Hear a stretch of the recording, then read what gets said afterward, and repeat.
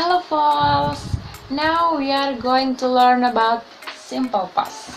What is simple past? Nah, yang pertama, fungsi dari simple past adalah untuk menyatakan suatu kegiatan yang terjadi dengan jelas di masa lampau. Di masa lampau ya. Now, yesterday.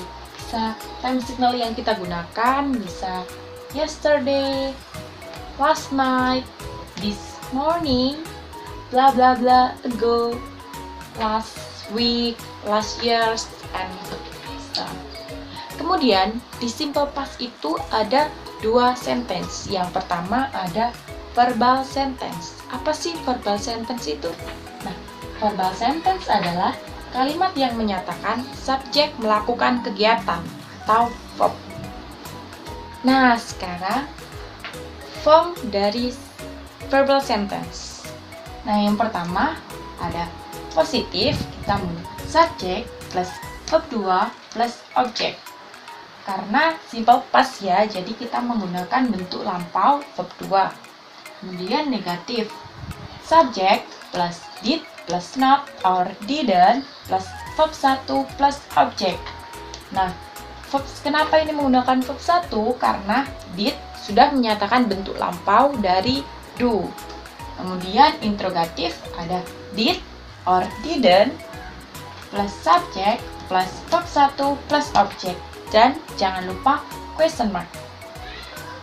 Kemudian contohnya yang pertama positif, Sally went to market this morning. Kan bentuk kedua tuh verb 2, jadi kita menggunakan when. Negatif, Sally didn't go to market this morning.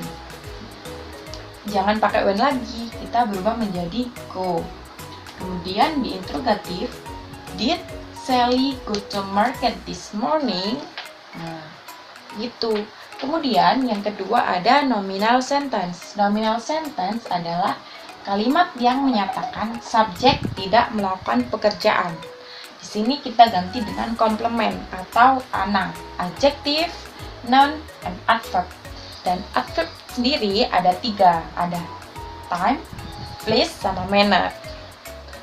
Untuk form di nominal sentence, yang pertama positif, subject plus was or were plus ana.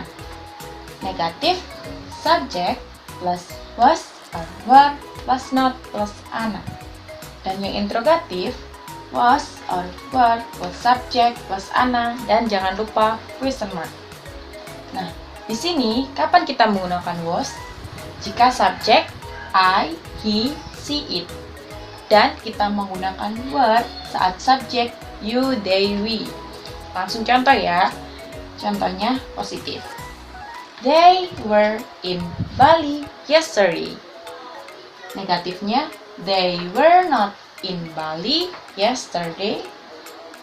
Dan interrogatif, were they in Bali yesterday? Nah, selanjutnya question word or tag question, yaitu kata tanya. Yang pertama menanyakan subjek, ada who or what plus verb 2 plus objek question mark. Nah, who ini digunakan saat subjek berupa person dan what digunakan saat subjek berupa non-person, bisa hewan, tumbuhan.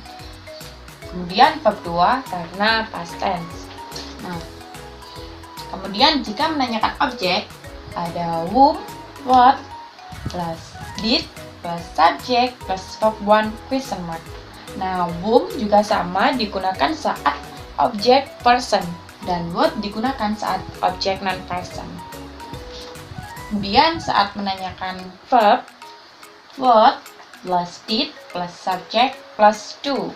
Artinya, do menyatakan apa yang sedang dilakukan.